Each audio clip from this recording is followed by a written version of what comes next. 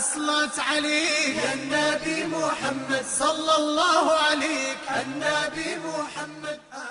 السلام عليكم، نتمنى ان شاء الله تكونوا في احسن الاحوال. نشارك معكم بسبوسه في الفران بالجوز والتفاح، كتجي رائعه. بسم الله. ناخذ المقادير.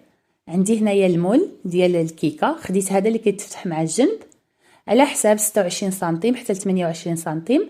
دهنته بالزبده وضعت له السميده، خليته جانبا. هنايا في اناء عندي 4 ديال البيضات يكونوا كبار بدرجه حراره المطبخ.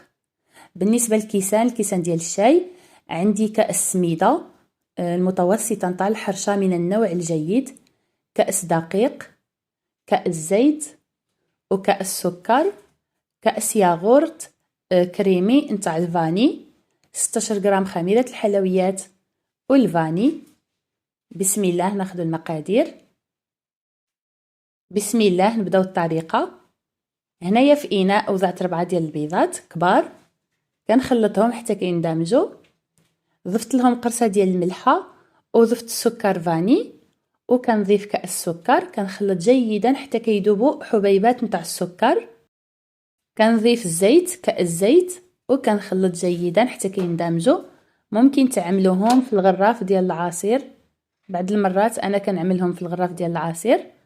كنخلط جيدا حتى كيندمج الخليط.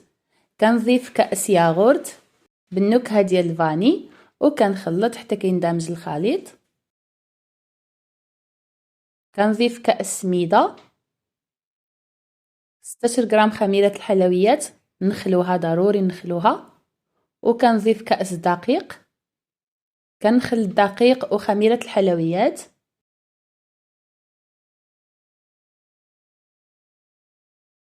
وكنخلط حتى كيندمج الخليط. كتشوفوا القوام ديال البسبوسه خصها تكون سائله، كنأكد.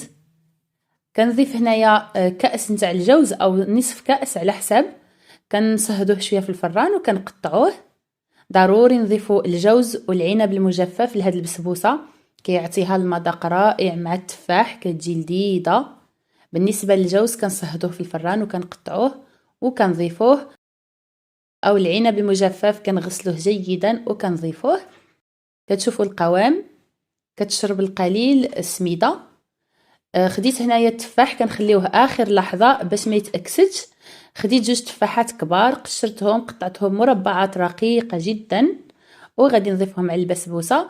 الا كان عندكم تفاح صغير كتضيفوا 3. كنوضع هنايا خليط البسبوسه في المول ديال الكيكه، وكنعمل هنايا تفاح على الوجه، كنعملوه كامل. بالنسبه غادي نضيف شويه نتاع سكر الفاني، كيعطيها مذاق لذيذ، وحتى اللون كيجي مذهب. ضفت هنايا 2 ديال الساشي نتاع الفاني، ممكن تكتفيو غير واحد. بالنسبه للفران راني شعلت له من التحت على 170 او 160، كيسخن جيدا. كتشعلوه ملي كتبديو كتصايبوها. كتشعلوا الفران ملي كتبديو تصايبوها غير من التحت، كيسخن جيدا. كتدخلوا البسبوسه لوسط الفران وكتخليوها طيب على المهل على 160. الفران سخون، غير كتدخلوها كتنقصوا الحراره، كتخليوها طيب على المهل لمده 45 دقيقه على حسب الفران ديالكم، حتى كتاخذ واحد اللون ذهبي وكتخرجوها. كنصايبوا لها السيرو ما شاركتوش معكم، غادي نقول لكم ساهل. كتاخذوا كاسرونه كتوضعوا فيها 2 كيسان عصير البرتقال، كتصفيوه كتوضعوه في كاسرونه، وكتضيفوا له ساشي نتاع الفاني، كتخليوه يغلي على البوطه، كيغلي جيدا حتى كيرجع كأس.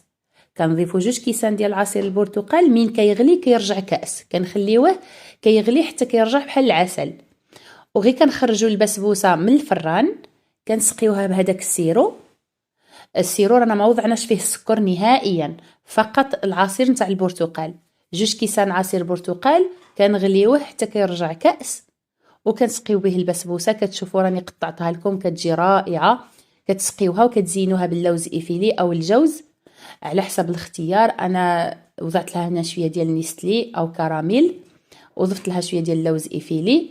كتخليوها تبات في الثلاجه، بالاحسن صيبوها في الليل وكتقدموها في الصباح، او كتصيبوها في الصباح الكوتي، كتجي لذيذه وبنينه. كتقدموها مع العصير البرتقال كيكون بارد او مع الحليب، رائعه. نتمنى ان شاء الله تجربوها، الكل كيحبها. بالصحه والراحه، وما تنساوش تبارطاجيو لي الفيديو. نشكركم على المشاهده وعواشركم مبروكه، في امان الله.